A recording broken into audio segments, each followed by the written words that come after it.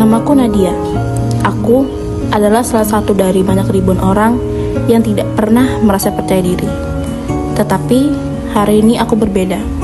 Aku seringkali melihat motivasi yang ada di media sosial, dan itu membuat diri aku termotivasi untuk mulai percaya diri. Aku memulai melawan rasa ketidakpercayaan diri dengan mencoba untuk memperlihatkan diriku di media sosial, dan berharap aku mendapatkan dukungan dari orang-orang di luar sana. Enggak, komen lah.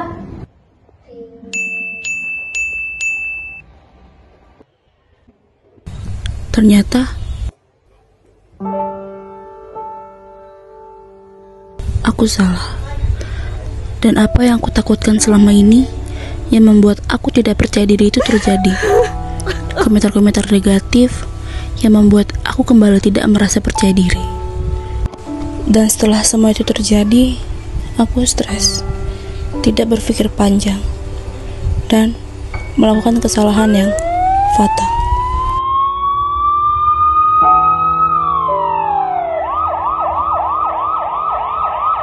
Berhati-hatilah saat menggunakan media sosial. Gunakan untuk melakukan perundungan atau bullying secara online.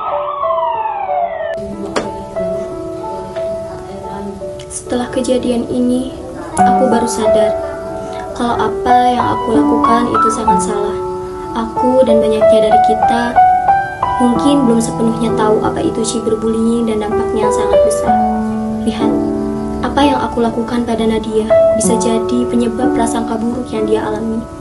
Dan itu semua terjadi hanya karena sebuah komentar yang negatif. Banyak dari kita tidak menyadari apa yang sudah kita lakukan dan apa yang sudah kita perbuat di media sosial.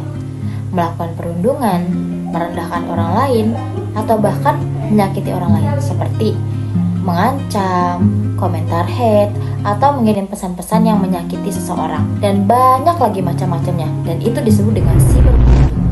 Cyberbullying juga bisa dilakukan dalam berbagai bentuk. Yang pertama, berkomentar atau mengirim pesan yang berisi dengan kebencian atau penghinaan terhadap seseorang, itu disebut dengan hate speech. Saling menyerang atau berdebat secara sengit di media sosial dengan menggunakan kata-kata yang sangat-sangat menyakitkan, itu disebut dengan blaming.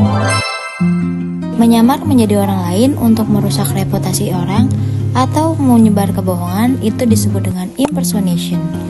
Dan yang terakhir, yaitu menyebarkan informasi-informasi pribadi atau hal-hal yang memalukan seperti aib tanpa izin dari seseorang tersebut, itu disebut dengan outing.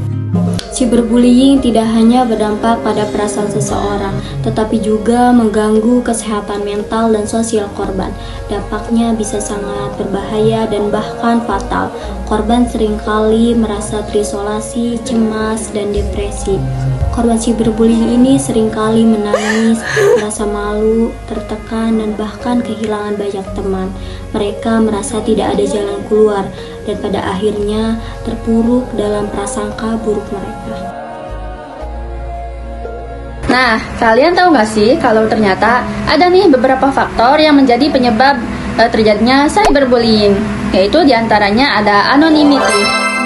Anonymity adalah ketika seseorang atau pelaku lebih berani mengemukakan perilaku negatifnya di media sosial kepada seorang korban karena dia merasa kalau korban itu tidak dapat mengetahui mereka secara langsung.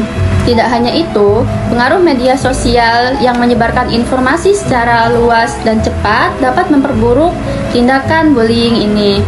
Ditambah kurangnya pengawasan orang tua atau guru terhadap perilaku online anak-anak di dunia maya juga menjadi faktor penyebab terjadinya cyberbullying. Selain itu, tekanan dari teman-teman atau kelompok sebaya juga dapat mempengaruhi penyebab terjadinya cyberbullying. Lalu bagaimana cara kita untuk mencegah dan mengatasi cyberbullying ini? Ada beberapa langkah yang bisa kita ambil, apalagi di kalangan remaja ini. Yang pertama, kita bisa edukasi digital. Ya, di mana edukasi digital ini sangat penting dan bisa mengajarkan kepada remaja bagaimana cara untuk menggunakan media sosial dengan bijak, menghormati perasaan orang lain, dan menghindari komentar-komentar yang menyakiti hati orang lain. Yang kedua, kita bisa melaporkan dan memblokir orang yang melakukan cyberbullying ini. Dan orang yang melakukan cyberbullying ini memiliki fitur untuk melaporkan tindakan kekerasan online, dan itu adalah langkah pertama yang diambil jika kita atau teman kita mendapatkan cyberbullying. Yang ketiga, dukungan dari teman dan keluarga itu sangat penting.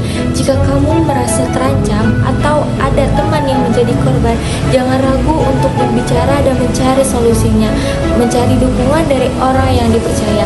Dan yang terakhir, kita juga bisa ikut serta dalam kampanye anti cyberbullying. Banyak organisasi yang menyuarakan pentingnya menciptakan dunia maya yang lebih aman dan positif. Kita bisa menjadi bagian dari perubahan tersebut.